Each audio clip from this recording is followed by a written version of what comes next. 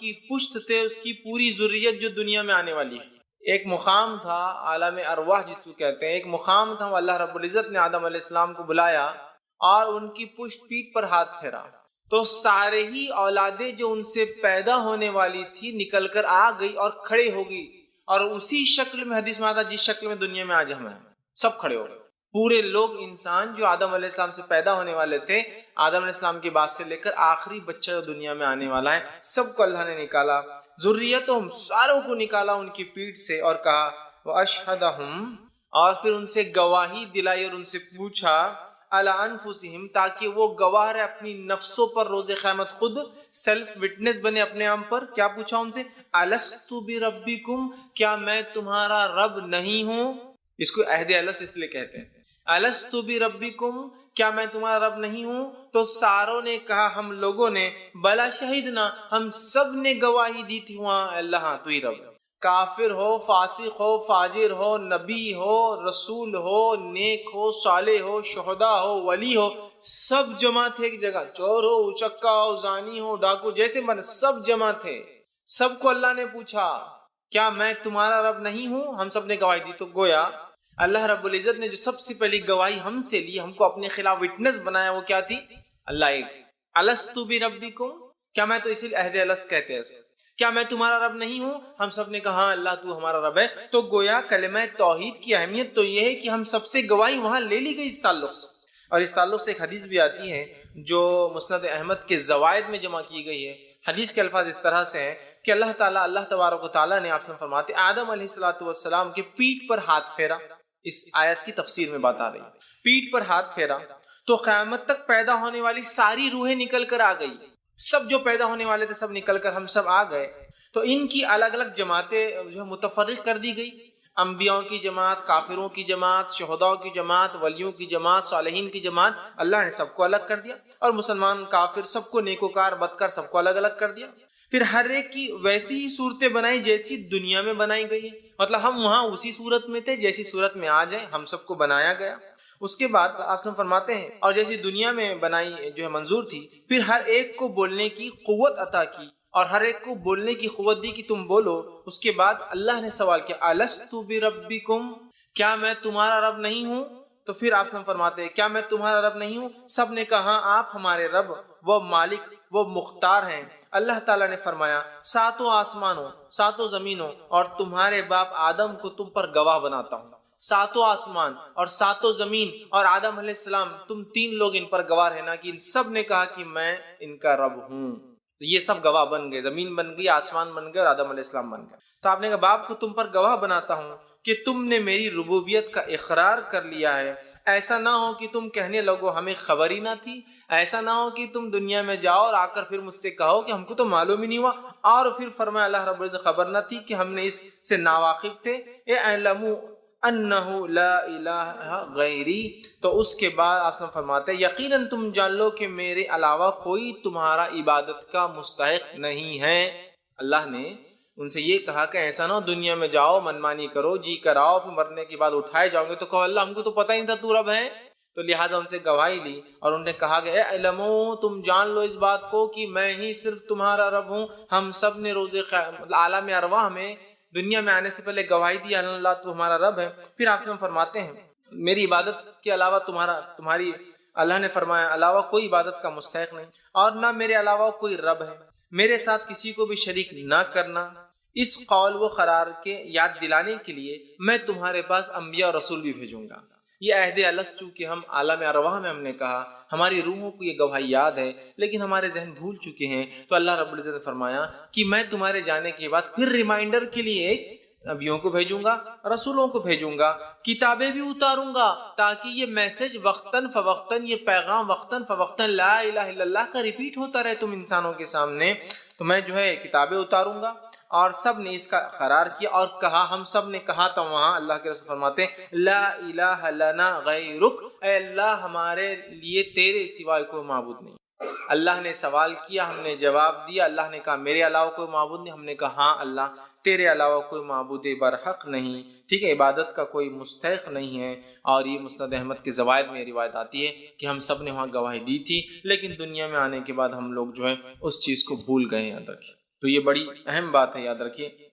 اور اللہ رب العزت نے اس بات کو قرآن میں یوں بھی دہرایا، سورہ انبیاء سورہ نمبر 21 اس کی آیت نمبر 25 میں، اور فرمایا اور کہا وَمَا أَرْسَلْنَا مِن قَبْلِكَ مِن رَسُولٍ إِلَّا نُوحِي إِلَيْهِ أَنَّهُ لَا إِلَهَ إِلَّا أَنَا فَاعْبُدُونِ، کہ آپ کو فرمایا گیا اور کہا گیا وَمَا أَرْسَلْنَا مِن قَبْلِ، اے نبی آپ سے پہلے کوئی رسول ایسے نہیں آئے جن کی طرف ہم نے یہ وحی نہ کی ہو لا الہ الا، ٹھیک، کہ ہم نے یہ گواہی یہ وحی نہ کی ہو انہ لا الہ الا، کہ اس اللہ کے سوا کوئی معبود برحق نہیں، کوئی عبادت کے لائق نہیں، انا فاعبدون، تو تم صرف اور صرف میری ہی عبادت کرو۔ یہ پیغام دے کے پھر انبیاء اور رسول جو ہے آتے رہے، اور ساروں کا پیغام یہی تھا لا الہ الا اللہ۔ اب لا الہ الا اللہ تو یہ ایک چیز تھی جو کبھی نہیں بدلی، انبیاء کے اعتبار سے کلمے کا دوسرا حصہ پارٹ بدلتے رہا، جیسے آج ہم جو پڑھتے ہیں لا الہ الا اللہ محمد رسول اللہ، تو ہر زمانے میں لا الہ الا اللہ آدم رسول اللہ ہوئے ہوں گے، نوح رسول اللہ ہوئے ہوں گے، صالح رسول اللہ، ہود رسول اللہ ہے نا، ابراہیم رسول اللہ، اسماعیل رسول اللہ، اور اسحاق رسول اللہ، اور یعقوب رسول اللہ، اور یوسف، اور یہ بدلتا رہوں گا، لیکن لا الہ الا اللہ یہ پیغام سارے انبیاء کا ایک ہی تھا، لا الہ الا۔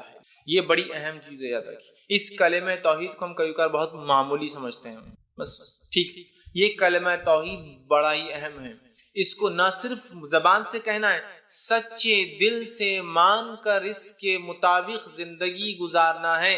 اس لیے کہ اگر کوئی کہے کہ قفل چابی سے کھلتا ہے تو چابی بغیر دانت کی نہیں ہوتی ہے، مطلب کلمہ اگر ہم پڑھتے ہیں تو صرف پڑھنا نہیں ہے، اس پہ عمل کرنا ہے، اس سے کچھ کنڈیشن ضرور ہوں گے اس پہ، ورنہ آج تو کیا معاملہ لا الہ الا اللہ، اور پھر کیا ہے اللہ کے علاوہ بھی جھک رہے ہیں۔ یقیناً میرا عنوان آج شرک نہیں ہے، ورنہ آپ کو اگر شرک سننا ہے تو کیا یہ بھی شرک ہے، میں نے اس پہ بہت تفصیلی گفتگو کی تھی، شرک کیا ہے اور کیا یہ بھی شرک ہے، آپ اس کو بہرحال دیکھ سکتے ہیں، عنوان جو ہے اپلوڈ بھی ہو چکا ہے یوٹیوب پر۔ بہرحال کلمے کا دوسرا حصہ، کلمے کا پہلا جز کامن رہا، برابر رہا، لا الہ الا اللہ ہر کسی کے دور میں، انبیاء کے اعتبار سے بہرحال دوسرا جملہ بہرحال بدلتا رہا ہے، ٹھیک۔ اب جو شخص اس کلمے کو مان لے، لا الہ الا اللہ، اس کے تقاضوں کو پورا کر کے عمل کر کے زندگی گزار لے، دخل الجنہ، وہ تو جنت میں چلا گیا۔ جو اس کلمے کا انکار کر دے اور گناہ اور معصیت میں زندگی گزارے تو یقیناً وہ کہاں جائیں گا؟ جہنم، اس کے لیے ہمیشہ کا عذاب ہوں گی۔ تو اس کلمے کی ذرا اہمیت ہی سمجھ لے، اقرار کر لیا تو جنت واجب، انکار کر دیا تو جہنم واجب، اقرار کر لیا تو ہمیشہ کی نعمتیں، انکار کر دیا تو ہمیشہ کی آگ، بس اتنا سمجھ لیا آپ تو بات واضح ہو جائیں گی۔ کتنا اہم کلمہ ہے، کتنی اہم چیز ہے، اس کے کتنے تقاضے ہوں گے کہ جو جنت دلا رہا ہے اس کا انکار کرنے والا جہنم میں جا رہا ہے، تو یہ کلمہ کتنا اہم ہوگا، اس کو ہم معمولی اور مذاق نہ سمجھے بلکہ اس کے تقاضوں کو سمجھ کے اپنے زندگیوں کو ہم جو ہے گزارنے کی کوشش کریں۔ اس لیے کلمے کا پڑھنا صرف پڑھنا نہیں، ہم جب کلمہ پڑھتے ہیں تو ہم اقرار کرتے ہیں کہ اللہ کی عبادت کریں گے، اس کی بندگی کریں گے، اس کے ساتھ کسی کو شریک نہیں کریں گے، جو وہ کہیں گا ہم کریں گے، جن چیزوں سے وہ روکیں گے ہم رک جائیں گے، جو وہ چاہیں گا اس کی چاہت ہماری چاہت، جو وہ نہ چاہیں گا اس کی جو چیز وہ چاہتا نہیں وہ ہماری جو ہے نا چاہت، ہماری ناپسند جو اس کی ناپسند، گویا ہم اپنے آپ کو سپرد کر دیتے کلمہ پڑھ کے اللہ کی جانب۔ لیکن افسوس کی بات ہے ہم میں سے اکثر مسلمان کلمہ تو پڑھتے ہیں یہی، لیکن اپنے نفس کو سپرد نہیں کرتے اللہ کی، بلکہ کلمہ پڑھنے کے بعد بھی اپنی نافرمانی اور اپنے تقاضوں کو اللہ کے سامنے رکھتے ہیں۔ بزنس کریں گے تو ایسا کیسے چلیں گے، یہ سب نہیں ہوگا، فلاں جائیں گے تو ایسا کیسے ہوگا، یہ ہوگا، ہماری عورتیں فلاں کریں گے تو ایسا کیسے پردہ کر سکتی تھے۔ ہم اپنے تقاضوں کو اللہ کے سامنے رکھتے کلمہ پڑھنے کے بعد، جبکہ کلمے کا تقاضا ہے جب ایک رب کو مان لیا تو اس کی ہر چیز کو ماننا، من اور ان، جوں کا توں، ڈاٹ بائی ڈاٹ، ایک نقطہ بھی ہے تو اس کو جیسے کہ تیسا ہم کو ماننا ہے اور اپنی زندگیوں کو ڈھال دینا ہے، گزار دینا ہے، اپنی زندگی اس کے مطابق رکھنا ہے ہمیں۔ جو یہ کلمہ معمولی نہیں ہے، صرف پڑھ لینا کافی نہیں ہے، اس کے تقاضوں کو پورا کرنا بھی اتنا ہی ضروری ہے، یاد رکھیے۔ اور جس نے اس کو پڑھ لیا پھر سچے دل سے مان لیا، سچے دل سے، تو بس اس کے لیے تو جو ہے کامیابی ہی کامیابی ہے، اور جس نے انکار کر دیا اس کے لیے یاد رکھیے ناممکن ہے کہ پھر وہ کبھی جنت میں جا سکے۔ اور جس شخص نے اس کو یقین کر لیا، اس کے مطابق عمل کر لیا تو بس کامیابی ہے، ورنہ اس کے لیے ناکامی ہے۔ اب آئیے اس کلمے کی فضیلت کے تعلق سے کچھ باتیں آپ کے سامنے رکھتا ہوں، اس کے فضائل خود اس کی اہمیت خود بخود واضح کر دیں گے، اہمیت بھی شامل ہو جائیں گی فضائل کے ساتھ ساتھ، ٹھیک۔ کہ جب میں اس کے فضائل رکھوں گا تو اس کی اہمیت تو پتہ ہی چلیں گی، لیکن اس کے فوائد، یہ کلمہ کیا کیا فائدے ساتھ میں لاتا ہے، ہم اس کو دیکھنے کی بہرحال کوشش کریں گے۔ بہت سارے لوگ اس کلمے کا ورد کرتے ہیں، ورد پڑھتے ہیں بار بار، لیکن افسوس کی بات ہے یہاں کلمہ بھی چالو ہے لا الہ الا اللہ، اور اسی کے بازو شرک بھی چالو ہے کنٹینیو۔ یہاں کلمہ پڑھے لا الہ الا اللہ اور پھر اللہ کے علاوہ کسی اور کو پکارا جا رہا ہے. یہاں کلمہ پڑھے لا الہ الا اللہ اور دوسروں کے معاملات پہ دوسروں کی غیر شرعی باتوں پر بھی راضی ہے. یہاں کلمہ لا الہ الا اللہ اور پھر یہاں اذان بھی ہو رہی ہے اور نماز کو نہیں جا رہے ہیں اور عبادت کو نہیں جا رہے اور پڑھ رہے لا الہ الا اللہ. تو گویا کلمہ تو پڑھ رہے ہیں, ورد تو کر رہے ہیں, اپنے لیے ذخیرہ سمجھ کے خوب اس کو جمع کر رہے ہیں, لیکن افسوس ہے اس کے تقاضوں کو پورا نہیں کر پا رہے ہیں. جو یہ کلمہ چاہتا ہے وہ نہیں کر پا رہے, تو کیا کامیابی مل سکتی ہے؟ نہیں ملیں گی کامیابی. یاد رکھیے جب تک اس کلمے کے تقاضوں کو بھی ویسا ہی پورا نہ کیا جائے جیسا اس کلمے کو دل سے ہم پڑھ رہے ہیں, بلکہ اس کے تقاضے بڑے اہم ہیں. اس لیے کہ اسلام میں کوئی بھی چیز صرف اگر یہ خالی کلمہ پڑھ دینا کامیابی کی ضمانت ہو جاتی, صرف کلمہ پڑھنا ہی کامیابی کی ضمانت ہو جاتی, تو مشرکین مکہ کو آپ سے لڑنے کی اختلاف کرنے کی وجہ ہی نہیں تھی. سب بولتے لا الہ الا اللہ, ٹھیک ہے ہو گئے محمد, خوش ہو گئے تم, چلو جو کرنا ہے کرو. خالی پڑھنا ہی کافی ہو جاتا تو کیا ہی بات تھی, مشرکین مکہ بھی قبول کر لیتے. اور افسوس کی بات ہے مشرکین مکہ اس کلمے کے تقاضوں کو آج کے مسلمانوں سے زیادہ جانتے تھے. جب اللہ کے رسول نے مشرکین مکہ کو, ابو جہل کو اور بڑے بڑے سرداروں کو کہا قولوا لا الہ الا اللہ تفلحون, کہہ دو صرف اتنا جملہ ہے عرب کے سرداروں, لا الہ الا اللہ, نہیں کوئی معبود برحق سوا اللہ کے, تفلحون کامیاب ہو جاؤں گے, سکسیسفل ہو جاؤں گے دنیا اور آخرت میں. آگے فرمایا تملک العرب والعجم, عرب کے تو مالک اللہ نے تمہیں بنائی دیا, عجم کو بھی تم کو اللہ دے دیں گا. مطلب کلمہ توحید پڑھنے سے, اس پر عمل کرنے سے نہ صرف آخرت کا فائدہ ہوتا ہے, دنیا بھی ملتی ہے. قولوا لا الہ الا اللہ تفلحون تملک العرب والعجم, عرب تو تمہارا ہی ہے, عجم بھی تمہارا ہو جائے گا. اس دعوت سے یہ بات پتہ چلتی ہے جس نے اس کلمے کو پڑھا, سچے دل سے تھاما, اللہ نے دنیا بھی دی اور آخرت بھی دیں گا. تو اب مشرکین مکہ کے لیے کیا مشکل تھی, ہم مسلمانوں کے لیے کتنا آسان ہے, لا الہ الا اللہ ہو گیا. مشرکین مکہ بھی چاہتے تو کہہ دیتے لا الہ الا اللہ, چلو محمد تم نے کہا ہم نے پڑھ دیا. لیکن مشرکین مکہ اس کلمے کے تقاضوں کو جانتے تھے. لا الہ, نہیں کوئی معبود, محمد کی دعوت صلی اللہ علیہ وسلم یہ ہے ساروں کا پہلے انکار کرو, فرسٹ ڈینائل, ہر کسی کو رد کرو, پھر اس کے بعد ایکسپٹ کرو, پھر قبول کرو الا اللہ, اور ہم سے 360 چھوٹتے نہیں ہیں. یہ اب مسلمانوں کے لیے کیا ہے, لا الہ الا اللہ اور پھر جھکاوا کہیں اور, لا الہ الا اللہ اور پھر مانگنا کسی اور سے, لا الہ الا اللہ اور اولاد کسی سے طلب کی جا رہی, لا الہ الا اللہ اور مشکل میں کسی کو پکارا جا رہا. مسئلہ یہ ہے نا, مشرکین مکہ اس کے تقاضوں کو, افسوس کی بات ہے, ہم سے زیادہ اچھے جانتے تھے کہ یہ کلمہ صرف کلمہ نہیں ہے, یہ کلمے کے پیچھے کئی کنڈیشنز لاگو ہیں. آپ کہیں کلمے میں تو لکھا ہوا نہیں ہے سب چیزیں. ارے بھائی میرے, میں ایک مثال دیتا ہوں. ایک انسان نکاح کرتا ہے, نکاح کے دن وہ کہتا ہے کہ قاضی صاحب پوچھتے کیا تم کو قبول ہے, تو وہ لڑکی کہتی ہاں قبول ہے, اور لڑکا کیا کہتا ہاں قبول ہے. اتنا ہی جملہ ہے نا. اب اگر شادی کے بعد لڑکی بولے میرا خرچہ, اور لڑکا بولے میں نے تم کو قبول کیا تھا, خرچہ تھوڑی قبول کیا تھا, شادی کے دن مجھے کہلوایا لگایا تھا قبول ہے, میں نے تھوڑا خرچہ. جب اس نے ایک بار کہا قبول ہے تو خرچہ بھی قبول ہے, اس کا نان و نفقہ بھی قبول ہے, اس کے بچے بھی قبول ہے, اس کے ساتھ زندگی, ہر چیز آٹومیٹیکلی امپلائی, کنڈیشن لاگو تھے. اسی طرح جب ہم کہتے لا الہ الا اللہ تو کئی کنڈیشنز آٹومیٹیکلی لاگو ہو جاتے ہیں. ہم کنڈیشنز کو ہٹا کے صرف سمجھ رہے لا الہ الا اللہ کافی بس.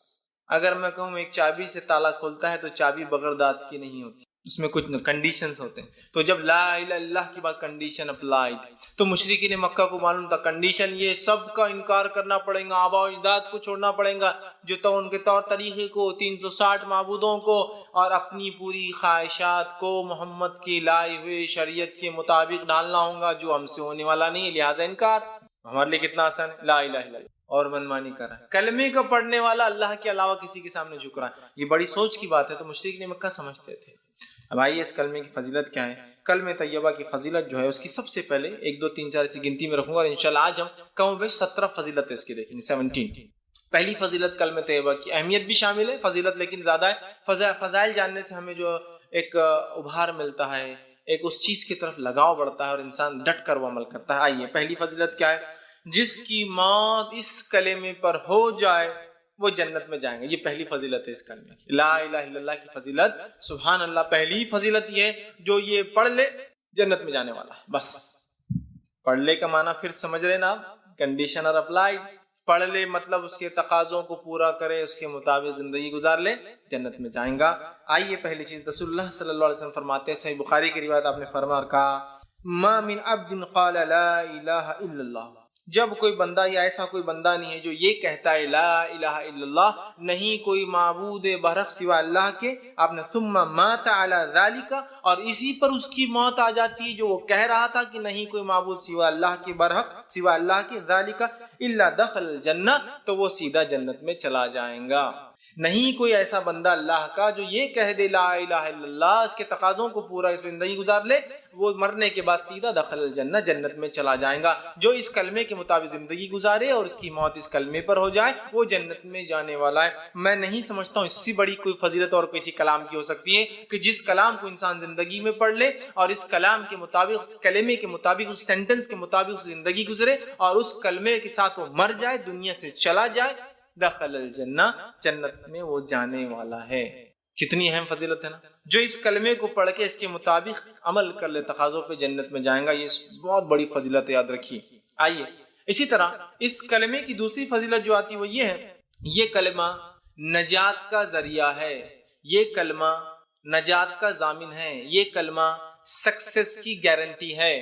پہلا تو جنت میں جانے کا ہے، دوسرا سکسیس چاہیے، کامیابی چاہیے، کامیابی دنیا کی اور کامیابی آخرت کی، جس کو بھی چاہیے اسے یہ کلمہ پڑھنا، اس لیے کہ یہ کلمہ ضمانت ہے کامیابی کی، سکسیس کی۔ نبی اکرم صلی اللہ علیہ وسلم فرماتے، مسند احمد کی روایت آپ نے فرمایا اور کہا من قیل من الکلمۃ، آپ نے فرماتے جو میرا لایا ہوا کلمہ پڑھ لے، ٹھیک۔ اس کے پیچھے ایک پس منظر یہ آتا ہے کہ ابوبکر صدیق رضی اللہ عنہ نے ایک مرتبہ آپ صلی اللہ علیہ وسلم نے سوال کیا اور پوچھا، دریافت کیا، کوشچن کیا کہ اس دین میں نجات کا ذریعہ کیا ہے، اسلام میں نجات کا ذریعہ کیا ہے، مطلب کس چیز کو آپ یہ کہیں گے کہ یہ نجات کا ذریعہ ہے؟ تو آپ صلی اللہ علیہ وسلم نے ان کے سوال کے جواب میں کہا اور فرمایا جو میرا کلمہ جو میں نے لایا ہوں، لا الہ الا اللہ، نہیں کوئی معبود برحق، نہیں کوئی عبادت کے لائق برحق سوا اللہ کے، جو یہ کلمہ پڑھ لے، قبول کر لے، جس کو میں نے اپنے چچا ابو طالب پر پیش کیا تھا اور اس نے اس کا انکار کر دیا تھا، وہ کلمہ ماننے والے کے لیے نجات ہے۔ کون سا کلمہ پڑھنے والے کے لیے نجات ہے؟ آپ سے سوال کیا ہو رہا ہے، اے اللہ کے رسول اس دین میں نجات کا کیا ذریعہ ہے، سکسیس کا کیا ذریعہ؟ تو فرمایا جو کلمہ میں لایا ہوں، لا الہ الا اللہ، جو میں نے اپنے چچا پر بھی پیش کیا تھا، افسوس میرا چچا اس چیز پر ایمان نہیں لایا، جو اس کلمے کو پڑھ لے تو تمہارے سوال کا جواب ہے نجات کا یہ کلمہ ذریعہ ہے۔ کلمہ توحید لا الہ الا اللہ، کلمہ طیبہ لا الہ الا اللہ، کلمہ شہادت لا الہ الا اللہ نجات کا ذریعہ ہے۔ نہیں کوئی معبود برحق، کی تو عبادت تو بہت ساری چیزوں کی لوگ کر رہے ہیں نا، اس لیے ہم کہہ رہے ہیں نہیں کو معبود برحق، وہ عبادت تو کرتے ہیں لوگ چیزوں کی لیکن وہ برحق نہیں ہیں، وہ صحیح نہیں ہیں سوا اللہ، سمجھ رہا؟ تو یہاں آپ فرما رہے نجات چاہیے ابو بکر تو وہ کلمہ پڑھو جو میں لایا تھا، اپنے چچا پر پیش کیا تھا، لا الہ الا اللہ، تو جنت میں تم جاؤ گے، وہ نجات کا ذریعہ، کامیابی کا ذریعہ بن جائیں گا۔ کون سا کلمہ؟ جو آپ صلی اللہ علیہ وسلم نے اپنے چچا کے اوپر جو ہے پیش کیا تھا، ٹھیک۔ اسی طرح اس کلمے کی تیسری فضیلت یہ آتی ہے کہ یہ کلمہ دنیا کی مصیبتوں سے نجات کا ذریعہ ہے۔ سبحان اللہ، جنت میں جانے کا ضامن، دنیا میں کامیابی کا ضامن اور آخرت میں نجات کا ذریعہ۔ یہ کلمہ دنیاوی مصیبتوں اور آفتوں سے بچنے کا باعث اور نجات کا بھی یہ کلمہ ہی ذریعہ ہے، لا الہ الا اللہ۔ یہ بڑی اہم بات ہے، یاد رکھیں، اس لیے کہ ہم جو ہے یہ کلمہ جو ہے پڑھتے نہیں، یہ کلمے کو جو ہے نہ سمجھتے اس کے تقاضوں کو، اور یہ کلمہ جو انسان پڑھ لیتا ہے تو وہ شخص جو اپنے جان و مال کی حفاظت کر لیتا ہے۔ مطلب دنیا میں جو مصیبتوں سے میں نے کہا نجات کا ذریعہ وہ یہ ہے کہ جو شخص یہ کلمہ پڑھتا ہے وہ اپنی جان و مال کو محفوظ کر لیتا ہے، لا الہ الا اللہ، نہیں کوئی معبود برحق سوا اللہ کے، الا اللہ فمن قالہ فقد عصم منی، جس نے یہ کہہ دیا اس نے اپنی جان اور مال مجھ سے بچا لیا۔ اس لیے میں کہہ رہا ہوں کلمہ توحید لا الہ الا اللہ پڑھنے والے کی جان اور مال محفوظ رہتی ہے، سمجھ رہا؟ جان اور مال اسی کیا ہوتی ہے؟ محفوظ رہتی جو کلمہ توحید کو پڑھتا ہے۔ اسی وجہ سے میں نے یہ بات لائی، ٹھیک۔ تو وہ اس نے میرے بچا لی، الا بحقی وحسابہ علی اللہ، اور حق کے ساتھ ہم ان کی جان نہیں لے سکتے، اور اگر ان کے دل میں کچھ غیر غلط ہوگا تو اللہ کے پاس ان کا معاملہ ہے، ہم اس معاملے میں گرفت نہیں ہوتی۔ مطلب اگر کسی کے دل میں کوئی چھپا ہو، کوئی منافق ہو تو وہ تو اس کا معاملہ ہے، ورنہ ہمارا تو معاملہ ختم ہو۔ تو گویا کلمہ توحید لا الہ الا اللہ پڑھنے سے دنیا میں مصیبتوں اور پریشانیوں سے اور قتل و غارتگی سے انسان بچتا ہے۔ چوتھا فائدہ اور فضیلت اس کلمہ توحید کی وہ یہ ہے، یہ کلمہ طیبہ جو ہے یہ جڑ ہے اور باقی سارے اعمال جو ہے وہ شاخیں ہیں۔ کلمہ طیبہ اسلام کی ایکچوئل جڑ ہے۔ اسلام اگر ایک جھاڑ ہے تو کلمہ طیبہ لا الہ الا اللہ جڑ ہے، روٹس ہے، اور اس کے بعد جتنے عمل، نماز، روزہ، زکوٰۃ، حج، اچھائی کا حکم دینا، برائی سے روکنا، صدقات اور خیرات کرنا اور نیکی کرنا اور جہاد کرنا اور جو کچھ ساری چیز کی شاخیں ہیں۔ تو کلمہ طیبہ جڑ ہے، روٹ ہے، اور باقی سارے اعمال جو زندگی میں آپ اور میں کرتے اسلام جو حکم دیتا ہے وہ سب کیا ہے؟ برانچز ہے، اس کی شاخیں ہیں اس کی۔ تو روٹ بہت ضروری اچھی ہو، ہماری مضبوط ہو۔ تو آئیے ہم دیکھتے ہیں، اس لیے کہ آپ صلی اللہ علیہ وسلم نے جو ہے حدیث میں فرمایا کہ یہ روٹ ہے جو میں بیان کر رہا تھا، یہ اس کی جڑ ہے اسلام کی۔ اس کے تعلق حدیث صحیح بخاری کی روایت آپ نے فرمایا اور کہا ایمان کی 70 سے زیادہ شاخیں ہیں، ان میں سب سے بہترین شاخ لا الہ الا اللہ ہے، اور سب سے چھوٹی شاخ راستے سے تکلیف دہ چیز کو ہٹانا ہے، اور شرم و حیا بھی ایمان کی ایک شاخ ہے۔ کیا فرمایا؟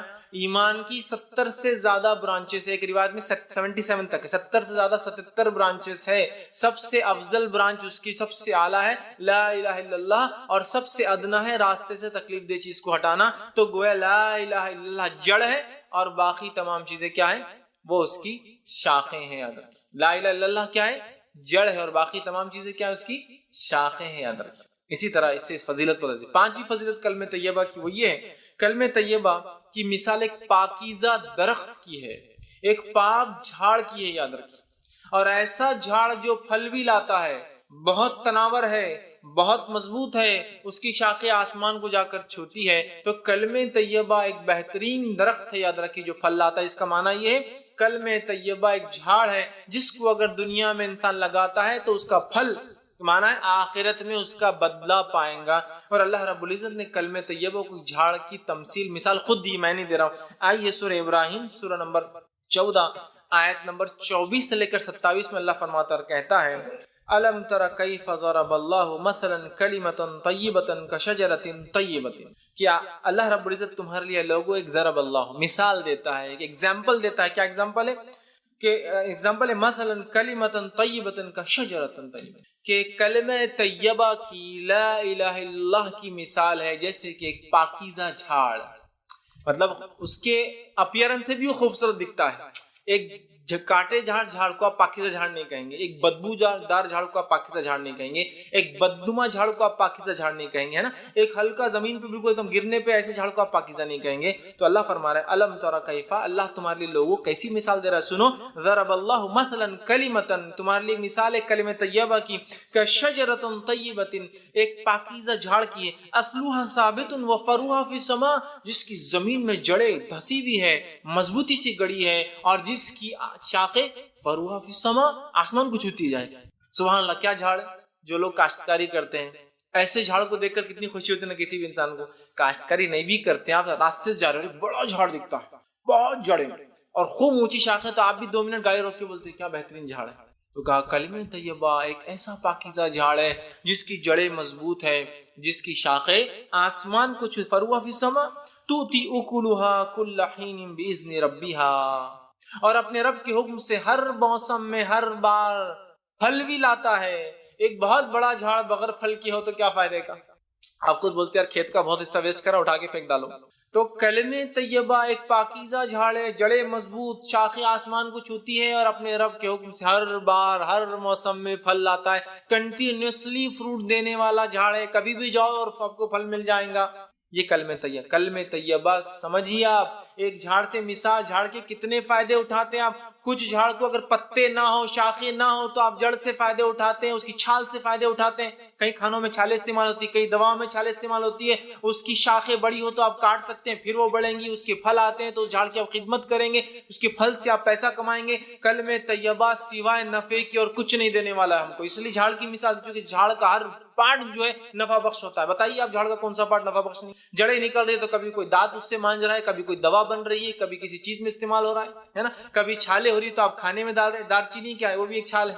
بہت سے لوگ مختلف کھانے سے بناتے ہیں، لکڑی نکل جائے تو جلانے میں کام آتی ہے، کشتیاں بنتی ہے، دکان بنتے ہیں، گھر بنتے ہیں، مکان بنتے ہیں، سامان بنتا ہے۔ اگر پتے ہیں تو جانور ہمارے کھا کے فائدہ اٹھاتے ہیں، پھول لاتا ہے تو خوشبو ہوتی ہے، دوائیں بنتی ہے، کیا کچھ نہیں ہوتا۔ اس طرح پھل لاتا ہے تو پھل بیچ کے نفع کمایا جاتا، پھل کھا کے فائدہ اٹھایا جاتا، پھل سے بیج نکلتے، بیج سے اور جھاڑ لگایا جا سکتا ہے۔ جھاڑ کبھی بھی نفع بخش ہوتا ہے، کسی بھی صورت میں سوکھا جھاڑ بھی ٹوٹ کے پڑا ہے تو بھی کام کا، اس لیے کہ جلانے میں کام آتا ہے۔ تو کلمہ طیبہ پڑھنے والے کو کبھی نقصان نہیں ہوگا، اس لیے کہ وہ ایک ایسی چیز کو مان رہا ہے جو ایسا درخت ہے جس کی زمین کے اندر جڑیں گڑی، آسمان کو اس کی شاخیں چھوتی ہے۔ اور خاص بات تو یہ ہے پھلدار بھی ہے، اگر اتنا بڑا درخت جو پھل نہ لائے تو آدمی مطلب اکھاڑ دو، دوسرا کچھ لگا دو، چھوٹا پھلدار ہوگا۔ پھل بھی لاتا ہے ایوری سیزن، ہر موسم میں۔ آگے اللہ نے فرمایا بِإِذْنِ رَبِّي، اللہ کے حکم سے لاتا ہے، وَيَضْرِبُ اللَّهُ الْأَمْثَالَ لِلنَّاسِ لَعَلَّكُمْ يَتَذَكَّرُونَ، اللہ مسلمانوں، اے لوگوں تمہارے لیے مثال بیان کرتا ہے، ٹھیک ہے، تاکہ تم غور و فکر کرو، نصیحت حاصل کرو، یتذکرون، سوچو اس پر۔ کیسی مثال ہے کلمہ طیبہ کی؟ آئیے آگے، وَمَثَلُ كَلِمَةٍ خَبِيثَةٍ كَشَجَرَةٍ خَبِيثَةٍ اجْتُثَّتْ مِنْ فَوْقِ الْأَرْضِ مَا لَهَا مِنْ قَرَارٍ، اور کلمہ خبیثہ کی، لا الہ الا اللہ کے خلاف جتنے کلمے ہیں جو شیطان کی طرف سے ہوتے ہیں، اللہ نے فرمایا مثل کلمۃ خبیثۃ کشجرۃ خبیثۃ، کہ کلمہ شیطان کے کلام کی، کلمہ لا الہ الا اللہ کی جتنی باتیں اس کے علاوہ کہی جا رہی ہے ان کی مثال ایسی ہے، کشجرۃ خبیثۃ، اور بہت برے جھاڑ کی، جس کو دیکھنا بھی نہیں، کشجرۃ طیب، اس کو دیکھنا بھی پسند ہے، کلمہ طیب، یہ برا جھاڑ جس کو دیکھنا بھی ہے نا، کچھ جھاڑوں کو آپ کو دیکھتے لگتا ہے ان کو دیکھنا بھی اچھا نہیں، میں دیکھتے کاٹے آنکھ پہ آ رہے، اتنا گندا جھاڑ ہے نا، تو بیکار جھاڑ ہے۔ تو کہا اس کی مثال بیکار جھاڑ کی ہے، اور آگے فرمایا اس کی جڑیں بھی اندر نہیں جاتی ہے، کھوکھلی پوری زمین پہ اکھڑی ہوئی، جس کو دیکھ کر ہی آپ کو لگ رہا ہے یہ کچھ ٹکنے والا جھاڑ نہیں ہے، زیادہ آندھی طوفان مصیبتوں میں کام نہیں آنے والا، اس کو سہارا لینا بولے تو یہ اپنے اوپر گرنے والا ہے۔ اور وہ قرار بھی نہیں ہے، وہ ایسا جھاڑ ہے کہ کبھی بھی گر سکتا ہے، آپ کو دیکھ کر اس کی جڑوں کی ڈھیل ایسا لگ رہا ہے کبھی بھی گر سکتا ہے۔ اللہ فرمایا ما لہا من قرار، رک بھی نہیں سکتا ہے۔ تو یہ یاد رکھیے، یہ دو کلام کی اللہ رب العزت نے جو ہے مثال دی۔ تو کلمہ طیبہ ایک ایسا جھاڑ ہے، لا الہ الا اللہ ایک ایسا جھاڑ ہے جس کی شکل، صورت، لذت، خوشبو اور نفع انسان اٹھا سکتا ہے، دیکھتے ہی سمجھ میں آ رہا ہے۔ دوسرا فائدہ، اس کی جڑیں زمین کے اندر مضبوطی سے جمی ہے، جس کی وجہ سے انسان کو پتا ہے کہ آندھی اور طوفانوں میں یہ جھاڑ ہماری مدد کرے گا، یہ ہم پر گرنے کے بدلے ہم اس کے سپورٹ میں جا سکتے ہیں۔ تیسرا فائدہ، اس کی شاخیں آسمانوں کو چھوتی ہے، بلند پھیلی ہوئی ہے، مطلب بہت بڑا جھاڑ ہے۔ اور چوتھی اور سب سے اہم چیز ہے، یہ جھاڑ پھل بھی لانے والا، یہ کلمے پہ جس نے عمل کیا آخرت میں فائدہ بھی اٹھا۔ یہ چار فائدے ہوں گے اس کلام کو، اور شیطان کے کلمے کو ماننے کی بہرحال وہ بالکل غیر مضبوط، دیکھتے ہی گھن آنے والی ہے، کبھی بھی گر سکتا ہے، مطلب اس کو خود سپورٹ کی ضرورت ہے، یہ کوئی مضبوط جھاڑ نہیں۔ تو کلمہ طیبہ کو جس نے مان لیا، ایک مضبوط جھاڑ کی اس کی مثال ہے، اور کلمہ طیبہ کے علاوہ جتنی چیزیں وہ بیکار ہے۔ چھٹا فائدہ، خبر میں استقامت، خبر میں مضبوطی دینے والے کلمے تھے، سبحان اللہ۔ مرنے کے بعد جو مر جائے اس پہ پڑھ کے جنت میں جانے والا ہے، جو اس کے مطابق رہے اپنی جان و مال کی حفاظت کر لی۔ اب خبر میں بھی مضبوطی، خبر میں اکیلے ہوں گے ہم، کیا ہوں گا، ہے نا، اکیلے انسان۔ آئیے جو ہے مسند بزار کی یہ روایت ہے، ماں عائشہ رضی اللہ عنہا فرماتی ہے، آپ سے آپ نے سوال کیا اللہ کے رسول، میں ایک کمزور عورت ہوں، عورتیں ویسے بھی کمزوری ہوتی ہے نا مردوں کے مقابلے میں، تو وہ فرماتی اور کہتی ہے میں ایک عورت ہوں اور میں ضعیف ہوں اللہ کے رسول، میں کمزور ہوں، بہت ڈرتی ہوں، جلدی ڈر لگ جاتا ہے، جلدی پریشان ہو جاتی ہوں۔ عموماً ہوتا ہے عورتوں میں یہ صفت ہے، جلدی ڈر جاتی ہے، جلدی پریشان ہو جاتی ہے۔ تو ماں عائشہ رضی اللہ عنہا نے بھی وہی سوال کیا اللہ کے رسول، میں ایک عورت ہوں، بہت جلدی پریشان ہو جاتی ہوں، اور جب جو ہے مرنے کے بعد قبر کے اندر جو ہے جب میں جاؤں گی اور منکر نکیر آئیں گے تو میرا کیا حال ہوگا، جبکہ میں اکیلے ہوں گی، منو مٹی نیچے۔ آپ اندازہ لگائیے، یہ ایک ہال ہے، اس ہال سمجھو کہ رات میں پروگرام ہو رہا ہے، اور اللہ نہ کرے لائٹ چلی جائے، عورتیں بھی اوپر بیٹھی، اچانک لائٹ چلی گئی، اور باہر کوئی چاندنی رات بھی نہیں، بدلی آئی، بادل ہے خوب، اور لائٹ چلے جائے تو کیسی تھرتھراہٹ چھوٹ جاتی ہے۔ معلوم ادھر بھی عورتیں بیٹھی، ادھر بھی عورتیں بیٹھی، ادھر بھی مرد بیٹھے، ادھر بھی مرد بیٹھے، لیکن ادھر کا بیٹھنے والا آدمی ادھر والے کو چپک جاتا ہے نا۔ لائٹ جاتے ہی ایک عورت دوسرے عورت کا ہاتھ پکڑ لیتی، وہ خود جھنڈلا کہہ رہے چھوڑو ہم خود پریشان لائٹ جانے سے، ہے نا، خوف، ڈر، حالانکہ ہم 100 لوگ بیٹھے ہیں، ہم 50 لوگ بیٹھے ہیں، اور لائٹ چلے اندھیرے ڈر۔ تو میں عائشہ کری اللہ کے رسول، خبر منو مٹی نیچے، ساتھ کوئی نہیں ہے، لوگوں نے مٹی ڈال دی تو ایک روشنی آنے کی بھی جگہ نہیں، ایک ٹمٹپانے والا چھوٹا دیا بھی نہیں ہے، اور میں ایک ضعیف کمزور عورت، اور جب منکر نکیر میرے سامنے آ جائیں گے اور آ کر پوچھیں گے من ربو کا، میں کیا جواب دوں؟ ایک روایت میں آتا صحابہ نے کہا اللہ کے رسول یہ منکر نکیر اتنی خوفزدہ حالت میں آئیں گے، زمین کو اپنے دانتوں سے پھاڑتے ہوئے آئیں گے، جن کے دانت بیلوں کی سینگوں کے اتنے ہوں گے، آنکھیں بڑی بڑی اور لال ہوں گی، اور گرجدار آواز میں زمین کو پھاڑ کر آئیں گے، انداز لگا کیسی مخلوق، اور کہیں گے من ربک، اور جن کی آواز کڑکتی بجلی جیسی ہوئی، کڑکتی بجلی سے تو اچھے لوگ گھبرا جاتے جب بغیر کڑکے، تو ہے نا، آواز کڑکتی بجلی جیسا، من ربک کا۔ صحابہ نے کہا ہم تو پتھر کے بت بن جائیں گے، مٹی کے بت، مطلب ہماری تو کیفیت نہیں ہوگی بولنے کی۔ یہ ہماری عائشہ نے بھی یہ سوال کیا کہ ہم تو جم جائیں گے، ہم تو کچھ نہیں کہہ پائیں گے۔ تو آپ صلی اللہ علیہ وسلم نے یہ آیت تلاوت کی جو سورہ ابراہیم سورہ نمبر 14 آیت نمبر 27 تھی۔ اللہ نے فرمایا یثبت اللہ الذین آمنوا بالقول الثابت فی الحیاۃ الدنیا وفی الآخرۃ ویذل اللہ الظالمین ویفعل اللہ ما یشاء۔ یہ آیت تلاوت کی جو سورہ ابراہیم سورہ نمبر 14 کی آیت 27 تھی۔ کیا فرمایا آپ صلی اللہ علیہ وسلم نے؟ یثبت اللہ الذین آمنوا بالقول الثابت، اللہ رب العزت مومنوں کے قدم کو جما دیں گا قول ثابت سے۔ اور قول ثابت سے مراد کیا ہے؟ اس سے پہلے کی آیت گزر چکی ہے، 27 سے پہلے 26 اور 25 اور 24 ہم نے پڑھی۔ وہی کلمہ طیبہ کی مثال ایک مضبوط جھاڑ سی ہے جس کی جڑیں زمین میں ہے، اس کے بعد کی آیت ہے بالکل یہ 24 25 26 وہ آیتیں تھی اور یہ 27ویں آیت ہے۔ کیا فرمایا کہ اللہ کلمہ طیبہ سے مومنوں کے قدم جما دیں گا۔ یثبت، تو کلمہ طیبہ خبر میں آ جانے والا ہے، اسی وجہ سے ہم مضبوط ہوں گے، اور جس کے کلمہ طیبہ مضبوط نہیں تھا، کلمہ توحید کمزور تھا، خبر میں وہ جواب نہیں دے پائیں گا، اس کے پیر کانپنے لگ جائیں گے۔ تو انہوں نے کہا میں تو ڈر جاؤں گی کہ عورت ہوں میں۔ تو کہا یہ قول سے، کلمہ طیبہ سے اللہ جم بالقول ثابت فی الحیات الدنیا، اور اس کلمے سے تمہیں صرف آخرت میں نہیں دنیا کی زندگی میں اللہ تمہیں جما دے گا، فی الآخرت، اور آخرت کی زندگی میں جما دے گا، وَيُذِلُّ اللَّهُ الظَّالِمِينَ، اور اللہ تعالیٰ ظالموں کو گمراہ کر دیتا ہے، وَيَفْعَلُ مَا يَشَاءُ، اور اللہ جو چاہتا ہے وہ کرتا ہے۔ سبحان اللہ، کلمہ طیبہ ہی وہ کلمہ ہے جو قبر میں جمانے والا ہے۔ اس کے تقاضوں پر جس نے زندگی گزاری، جو یہ کلمہ چاہتا تھا وہ کیا، بس وہ تو کامیاب۔ قبر میں بھی یہ کلمہ فائدہ دینے والا ہے، اس بات کو یاد رکھیے۔ عثمان بن عفان رضی اللہ عنہ سے ایک روایت ہے، یہ جو سنن ابو داؤد کی روایت ہے، حضور صلی اللہ علیہ وسلم جو ہے میت کو دفنانے سے جب فارغ ہوتے تو وہاں ٹھہر جاتے اور کہتے اپنے بھائی کے استقامت کے لیے، اس کے قدم جمنے کے لیے، اس کے سوال جواب میں آسانی کے لیے، اور اس کے استغفار، اس کے لیے مغفرت کی دعا کرو۔ سوال و جواب میں آسانی کے لیے دعا کرو اور استغفار کرو۔ تو گویا حکم دیا گیا دعا کرنا چاہیے میت کے لیے کہ اللہ اس کے سوال جواب میں آسانی کرے دفنانے کے بعد، اور اس کے جو ہے استغفار، اس کے گناہوں کو معاف کرے۔ یہ ہمیں کرنا چاہیے، یاد رکھیے، یہ بات بڑی اہم چیز ہے، یاد رکھیے۔ اسی طرح جو ہے 7واں فائدہ ہے، جامع ترمذی کی روایت ہے، اور 7واں جو فائدہ ہے، بہرحال 7واں جو فائدہ ہے اس کلمے کا، اس کی فضیلت ہے، یہ سب سے بہترین ذکر ہے۔ آپ صلی اللہ علیہ وسلم نے فرمایا اور کہا، جامع ترمذی کی روایت ہے، حدیث کے الفاظ اس طرح سے آپ نے فرمایا اور کہا، آپ نے فرمایا تمام ذکر میں سب سے افضل ذکر لا الہ الا اللہ ہے، اور تمام دعاؤں میں سب سے افضل دعا الحمدللہ ہے۔ سب سے افضل ذکر کیا ہے؟ لا الہ الا اللہ، اس سے افضل کوئی ذکر نہیں، کوئی ذکر نہیں، یاد رکھ لیجیے۔ لا الہ الا اللہ سب سے افضل ذکر ہے، ہم اپنی زندگی کا معمول بنا دے، لا الہ الا اللہ، لا الہ الا اللہ، اٹھتے بیٹھتے سوتے جاگتے کھاتے پیتے آتے جاتے، بس ایک ورد لگا رہے وہ زبان پہ، لا الہ الا اللہ، لا الہ الا اللہ، لا الہ الا اللہ۔ سب سے بہترین ذکر لا الہ الا اللہ، سب سے بہترین دعا الحمدللہ۔ یہ اس کا 7واں فضائل تھے۔ 8ویں فضیلت اس کلمے کی اور کلام کی، کلمہ طیبہ جو شخص پڑھے گا روز قیامت نبی اکرم صلی اللہ علیہ وسلم کی شفاعت کا مستحق ہوں گا۔ پڑھے گا سے مراد اس کے تقاضوں کے ساتھ عمل کر کے دنیا سے گیا ہو، اسی پر قائم تھا، تو آپ شفاعت سفارش کریں گے۔ صحیح بخاری کی روایت ہے، آپ صلی اللہ علیہ وسلم فرمایا کہا، جو اس کلمے کو سچے دل سے پڑھیں گا رسول اللہ صلی اللہ علیہ وسلم کی شفاعت حاصل ہوں گی۔ آپ صلی اللہ علیہ وسلم فرماتے ہیں، اسعد الناس بشفاعتی یوم القیامت من قال لا الہ الا اللہ خالصا من قلبہ ونفسہ، جس شخص نے میری شفاعت کا مستحق روز قیامت وہ انسان بنے گا، وہ سعادت مند انسان ہوگا جس نے سچے دل سے اپنے نفس میں ہی صحیح یہ کہا ہوگا لا الہ الا اللہ، میری شفاعت ہوگی۔ نبی اکرم صلی اللہ علیہ وسلم ایسے شخص کی شفاعت سفارش گزارش کریں گے اللہ کے سامنے جس نے کیا پڑھا ہوگا، لا الہ الا اللہ۔ آپ سن کے شفاعت کے لیے لوگ ترس رہے ہیں، شفاعت کبریٰ ہے یہ، تو پھر اس کے لیے کلمے کو پڑھنا ہے اور کلمے کے تقاضوں کو پورا کر کے دنیا سے جانا ہے، ہمیں یاد رکھیے۔ اللہ تعالیٰ اس کے ہمیں توفیق عطا فرمائے۔ 9واں فضیلت، 9 اس کی فضیلت اس کلمے کی کیا ہے؟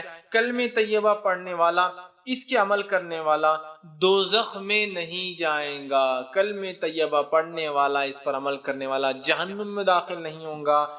ابو یعلا کی یہ روایت ہے، ابو ہریرہ رضی اللہ عنہ فرماتے اور کہتے ہیں رسول اللہ صلی اللہ علیہ وسلم فرمایا کہا تم کثرت سے کلمہ طیبہ پاکیزہ کلام کو پڑھا کرو. وہ کیا ہے؟ لا الہ الا اللہ کو پڑھو، کہتے رہو، اس سے پہلے کہ تمہارے پاس اس کلمے اور طیبہ کے درمیان گیپ آ جائے، خلا آ جائے، مطلب موت آ جائے. کلمہ طیبہ کو خوب پڑھتے رہو اس سے پہلے کہ تم اور یہ الگ ہو جائے، مطلب موت آ جائے تمہارے اندر اور اس کے درمیان حائل ہو جائے، یعنی موت آنے سے پہلے اس کو کثرت سے پڑھو. اور جو موت کے وقت اس کلام کو پڑھتا ہے، آگے حدیث کے الفاظ ہے، جو موت کے وقت اس کلام کو پڑھتا ہوا مر جائے انشاءاللہ جنت میں جائیں گا. اسی لیے میں نے کہا جہنم سے، دوزخ سے اس کی نجات ہے جس نے کلمہ طیبہ پڑھا. کثرت سے پڑھو اس سے پہلے کہ موت آ جائے، اور جس کا خاتمہ اسی پر ہو جائے لا الہ الا اللہ پر، تو وہ شخص جو ہے جنتی ہوں گا. اللہ رب العزت ہم تمام کو یہ توفیق دے کہ ہم لوگوں کا خاتمہ اسی کلمے پر ہو. جس کا خاتمہ اس کلمے پہ ہو لا الہ الا اللہ، بس وہ جنت میں جائیں گا. آپ نے فرمایا. اسی طرح آپ آگے فرماتے ہیں، مسند احمد کی روایت میں آتا ہے رسول اللہ صلی اللہ علیہ وسلم فرمایا میں ایک ایسا کلمہ جانتا ہوں جو اس کو سچے دل سے پڑھا اور مر جائے تو دوزخ کی آگ اس پر حرام ہو جائیں گی. صحابہ نے کہا کیا کلمہ ہے؟ تو کہا لا الہ الا اللہ. دوزخ کی آگ حرام. یہ کلمہ بڑا اہم کلمہ ہے. ہمیشہ اللہ سے حسن خاتمہ کی دعا ہم کرتے ہیں تو یہ دعا ضرور کریں کلمے سے ہمارا جو خاتمہ ہو. کلمے سے مراد لا الہ الا اللہ، بڑی اہم چیز ہے. جس کا خاتمہ ہو گیا بس جنت میں چلا گیا. ایک روایت میں جس کی شروعات پہلا کلام اس کی زندگی کا لا الہ الا اللہ ہو اور جس کا خاتمہ لا الہ الا اللہ پہ، وہ جنت میں جائیں گا. اب ظاہر سے تو پہلی بار جب کوئی کہیں گا تو بچوں کو بہت تربیت دینا پڑے گی کہ پہلی بار بولے تو ممی ڈیڈی چاچا پھپھا یہ وہ بولنے سے پہلے کیا بولے؟ لا الہ الا اللہ. بہت ٹریننگ دینا پڑے گی نا، بچپن سے بولتے رہنا. جب پیدا ہوئے ایک آدھ مہینے بولو بولو بولو تو جب بولیں گے تو لا الہ الا اللہ بولا. اب پہلا کلمہ اور آخری کلمہ بڑی اہم بات ہے، وہ تو جنت میں گیا. ٹھیک. 10ویں فضیلت اس کلمے کی جو آتی ہے وہ یہ، کلمہ طیبہ پڑھنے پر آسمان کے دروازے کھول دیے جاتے ہیں اور یہ کلمہ سیدھے عرش تک پہنچ جاتا ہے. اس کی خصوصیت اس کلمے کی. آئیے حدیث کے الفاظ سنیے. جامع ترمذی کی روایت ہے، آپ نے فرمایا اور کہا رسول اللہ نے فرمایا کہ جب بندہ سچے دل سے لا الہ الا اللہ کلمہ طیبہ پڑھتا ہے، لا الہ الا اللہ پڑھتا ہے، تو اس کے واسطے آسمانوں کے دروازے کھول دیے جاتے ہیں اور یہ کلمہ عرش الہی تک پہنچ جاتا ہے، مگر شرط یہ ہے کہ اس کلمے کو پڑھنے والا گناہ کبیرہ سے بچتا رہے. تو یہ کلمہ عرش تک پہنچ جاتا ہے سیدھا. مطلب یہ کلمہ ڈائریکٹ میسج ہے، رب کو چلا جاتا ہے سیدھا نکل. آسمان کا کوئی دروازہ اس کو روک نہیں سکتا. یہ سیدھے ساتواں آسمان کو پار کرتا ہے، رب کے عرش کے پاس چلا جاتا ہے. لیکن کنڈیشن یہ ہے اس کلمے کے عرش تک پہنچنے کے لیے کہ انسان کبائر سے، گناہ کبیرہ سے بچتا ہے نا. بڑے بڑے گناہوں سے نہ بچے تو یہ کلمہ عرش تک نہیں پہنچتا ہے، بیچ میں رک جاتا ہے. تو یہ کلمے کی پہنچ سیدھا عرش تک، سیدھا اوپر چلے جاتا ہے وداؤٹ کوئی مطلب ہوتا ہے نا، آپ کو کسی کو SMS بھیجنا ہے، کوئی بڑے آدمی سے بات ہی کرنا ہے تو 10 جھمیلے ہوتے ہیں اس کے پیچھے. رب سے اگر تعلق قائم کرنا ہے تو کلمہ عرش تک پہنچ جاتا ہے. صرف شرط یہ ہے کہ گناہ کبیرہ سے انسان بچتا ہے. تو اس کلمے کی پہنچ عرش تک ہے، چونکہ عرش والے کا کلمہ ہے تو عرش تک پہنچ بھی جاتا ہے، بس پہنچانے والا گناہ کبیرہ سے بچتا ہے. 11واں اس کی فضیلت اس کلمے کی آتی ہے کہ مرنے والے کے پاس لا الہ الا اللہ پڑھانا چاہیے. اگر پڑھتے ہوئے مر گیا تو جنت میں. مطلب پہلے تو آ گئی بات مرتے وقت جو پڑھ لے جنت میں، لیکن یہاں اضافہ کیا ہے؟ مرنے والے کو لا الہ الا اللہ کی تلقین کرنا چاہیے. اس سے یہ بات پتہ چل رہی ہے کہ بہت اہم کلمہ ہے، بہت بڑی فضیلت ہے. تبھی تو مرنے کے وقت یہ کہنا ہے ہم کو، کس کو؟ مرنے والے کو کیا کہنا ہے؟ لا الہ الا اللہ کی تلقین ہے. حدیث کے الفاظ دیکھیے، 11ویں فضیلت ہے یہ، طبرانی کی روایت ہے. آپ صلی اللہ علیہ وسلم فرمایا، کہا نبی اکرم نے فرمایا اور سامنے کہا کہ لا الہ الا اللہ جس نے پڑھا وہ اس کلمہ طیبہ کو سن کر خود بھی پڑھے. مطلب آپ نے فرماتے ہیں جو مرنے والے کے پاس جائے اور اس کے پاس جا کر لا الہ الا اللہ پڑھے اور اس مرنے والے کو تلقین کرے، خود بھی پڑھے اور اس کو تلقین کرے، اگر یہ موت کے وقت پڑھتا ہوا مر گیا تو جنت میں ہوگا. صحابہ نے سوال کیا، رضوان اللہ تعالی اجمعین نے سوال کیا کہ عرض کیا ہے رسول اللہ صلی اللہ علیہ وسلم، اگر کوئی تندرستی کی حالت میں اس کو پڑھے؟ تو آپ نے کہا پھر تو یہ سب سے اچھی چیز ہے، لیکن جب کوئی مرنے کے وقت ہو تو ہم اس کے پاس جائیں، جا کر اس کو لا الہ الا اللہ لا الہ الا اللہ لا الہ الا اللہ کہیں. ہمارے پڑھنے سے ہو سکتا ہے اس کے زبان سے بھی وہ لفظ نکلے لا الہ الا اللہ، تو وہ ایسا انسان جس کا کلام لا الہ الا اللہ آخری اور اس پر اس کی موت آ جائے وہ جنت میں جانے والا ہے. تو میت کے پاس لا الہ الا اللہ کی تلقین کرنا ہے. زمین جائیداد کا نہیں پوچھنا ہے، پراپرٹی کس سے ڈسٹریبیوٹ نہیں پوچھنا ہے، وہ زمین کا کیا کرنا ہے، یہ پلاٹ کچھ نہیں پوچھنا ہے ان سے، بچوں کی شادی کیسے کریں گے کچھ نہیں پوچھنا ہے، سوائے اس چیز کی تلقین لا الہ الا اللہ. کچھ کھلائیے پلائیے بھی مت. بہت سارے لوگ یہ غلطی کر دیتے موت کے وقت. آخری ٹائم پہ دودھ پی لے تو کوئی فضیلت نہیں, آخری ٹائم پہ پانی پی لے تو کوئی فضیلت نہیں, آخری ٹائم پہ کلمہ پڑھ لے تو سب کچھ ہو گیا. یہی تلقین لا الہ الا اللہ. تو کہا جس کا آخری کلام یہ ہو جائے, زندگی میں پڑھے تو بہت افضل ہے, وہ تو اچھا آپ نے فرمایا, لیکن جو مرے اور مرتے وقت کا زبان سے تلقین کرو, تم بھی پڑھو, اور اگر وہ پڑھ لے اس کی زبان سے نکل جائے تو بس پھر تو وہ کیا ہوگا, جنت میں جائیں گا. اسی طرح جو ہے ایک اور روایت کے اندر آتا ہے جو کہ بخاری کی روایت ہے, جو ہے حضرت عتبہ بن مالک رضی اللہ عنہ اس کے راوی وہ کہتے ہیں, آپ نے فرمایا اور کہا جو اللہ کی رضامندی کے لیے کلمہ طیبہ لا الہ الا اللہ پڑھے, قیامت کے دن دوزخ کی آگ اس پر حرام ہو جاتی ہے.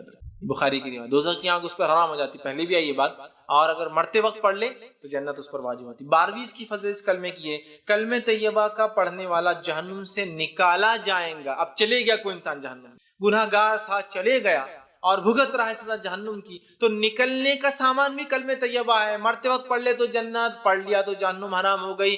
موت کے وقت پڑھا جانا چاہیے, قبر میں آ کے کلمہ آپ کو جو ہے ثابت قدم رکھیں گا. مر گیا انسان, گناہ گار تھا, گناہوں کی سزا بھگت رہا ہے, لیکن اگر کلمہ طیبہ پڑھا ہوں گا تو نکلنے کا راستہ باقی ہے, ابھی اس نے اپنے لیے راستہ باقی رکھا.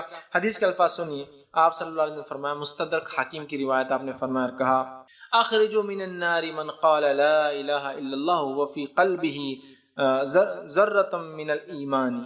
اللہ رب العزت روز قیامت کہیں گا فرشتوں سے, اے فرشتوں اخرجوا من النار, نکال لاؤ ناک سے ان لوگوں کو. کن لوگوں کو؟ من قال لا الہ الا, جس مطلب لوگ نکلتے جائیں گے سائے بھگت کے, لیکن اللہ ایک ٹائم اعلان بھی کریں گا, نکال لو بس ان لوگوں کو جہنم سے جس نے کیا کیا ہو. من قال لا الہ الا اللہ, جس نے لا الہ الا اللہ کہا ہو, فی قلبہ, زبان سے نہ بھی کہا ہو تو دل میں تو کہا ہوگا, اس کو ایسا بھی لا لو اٹھا کر.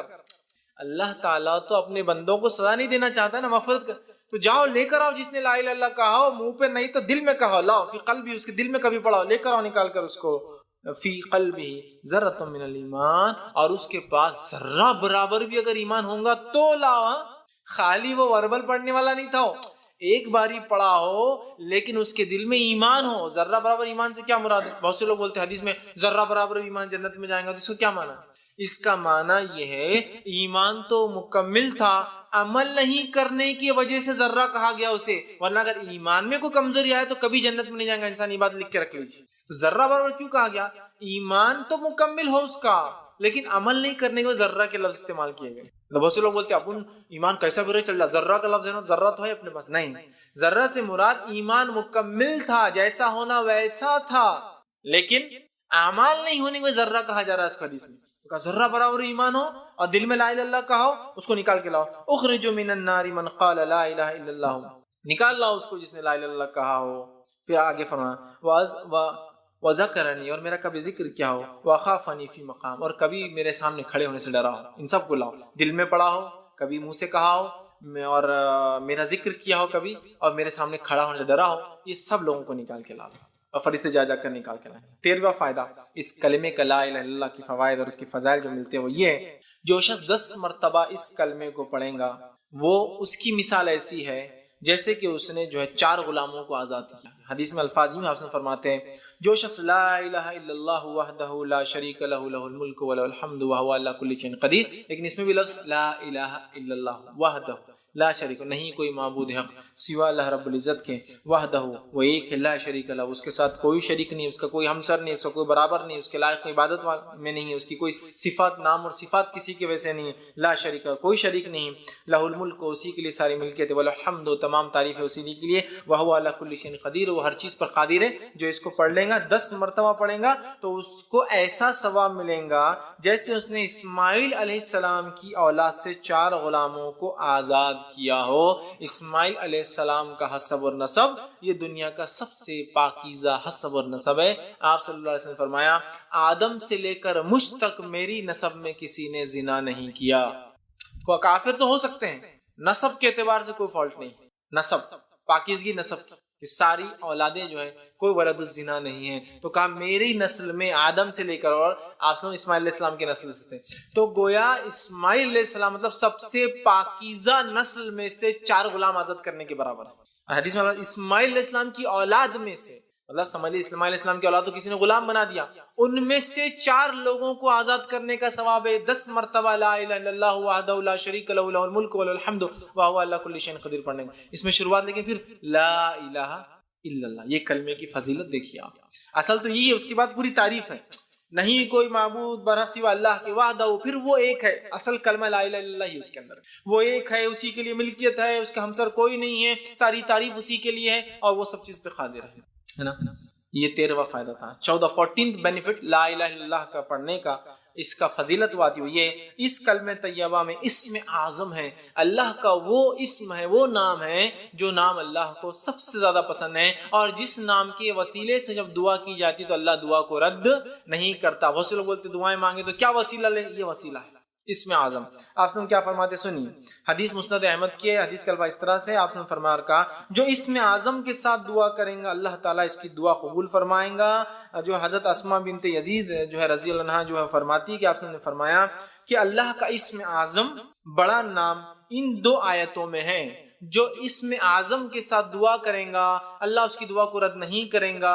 پھر اسماء بنت یزید رضی اللہ عنہ فرماتی ہے کہ آپ صلی اللہ علیہ وسلم نے فرمایا ان 2 آیتوں میں اللہ کا اسم اعظم ہے، ان 2 آیتوں میں جو اللہ کے اسم نام ہے، اس نام کے وسیلے سے کوئی دعا مانگے تو اللہ دعا رد نہیں کرتا۔ پہلی آیت کون سی؟ سورہ بقرہ سورہ نمبر 2 آیت نمبر 163 163 میں اللہ نے فرمایا وَإِلَٰهُكُمْ إِلَٰهٌ وَاحِدٌ لَا إِلَٰهَ إِلَّا هُوَ الرَّحْمَٰنُ الرَّحِيمُ۔ یہ آیت کیا ہے؟ وَإِلَٰهُكُمْ إِلَٰهٌ، تمہارا معبود صرف تمہارا عبادت کے لائق صرف ایک ہے، واحد ایک ہے، لا الہ الا ہو،